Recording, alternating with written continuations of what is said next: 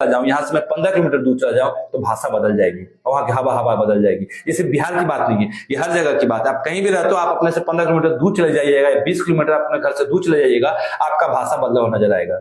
और भारत में अगर सिर्फ मदर टंग यानी कि बेसिक ट्रेडिशनल बात करें तो कुल मिला के 1460 लैंग्वेज हैं जो लोकल बोले जाते हैं भारत में। तो सोचिए लोग कितना ही सीखेंगे। इसके अलावा अगर हम और लैंग्वेज के ऊपर डिटेल में बात करूं मैं, तो अभी तक 8वें संशोधन तक भारत में कुल मिलाकर ऑफिशियली 22 लैंग्वेज हो चुके हैं, जिसमें हिंदी, बंगाली, उड़िया, मराठी, राजस्थानी, गुजराती, ये सभी लैंग्वेज हैं। और कोई अभी तक भारत का कोई ऑफिशियल लैंग्वेज नहीं है।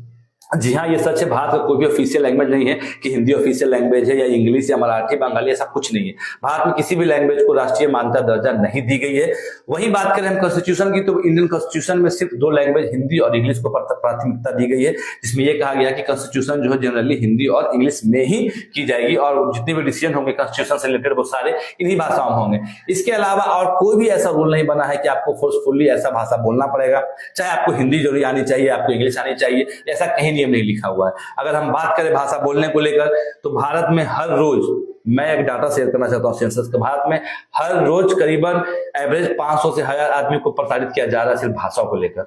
और ये सब अलग अलग राज्य में है। ये ना कि सिर्फ महाराष्ट्र को मैं लेके कर रहा हूं या मैं सिर्फ कर्नाटक को कर रहा हूं, ये मैंने गुजरात में भी देखा वीडियो, मैंने मध्य प्रदेश का वीडियो देखा, मैंने दिल्ली में भी देखा, जहां बाहर राज्य से आए हुए लोगों को मारा जाता है, पीटा जाता है सिर्फ भाषा को लेकर। उनका क्या कसूर है? क्योंकि अगर वो मराठी सीखेंगे तो क्या उनसे उनके बिहेव में बदलाव आ जाएगा? ऐसा कुछ नहीं होने वाला है।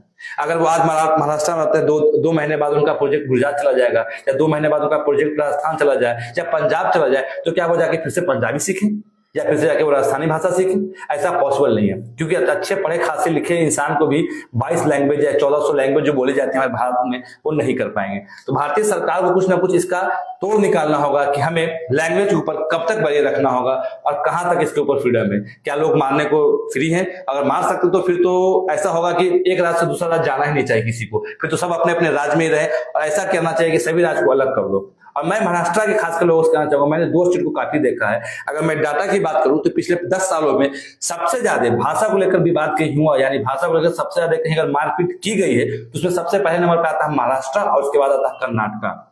इन दोनों राज्यों में बीजेपी की सरकार है। तो क्या बीजेपी को ये नहीं समझ में आ रहा है कि मैं जिस स्टेट में रूल कर रहा हूं वहां के लोगों को मार इसलिए मिल रही है कि उन्हें वहां का लोकल लैंग्वेज नहीं आता है? क्या महाराष्ट्र लोगों को ये नहीं समझ में आ रहा है कि उनके जितने भी हिंदी बॉलीवुड इंडस्ट्री है वो सारी फिल्म हिंदी बनती है? अगर बॉलीवुड को हटा दिया जाए तो महाराष्ट्र में बेचने के लिए एक बड़ा पाव भी नहीं मिलेगा। यह स्थिति हो जाएगी महाराष्ट्र की, क्योंकि वहां का सारा इकोनॉमी इस बात पर डिपेंड करता है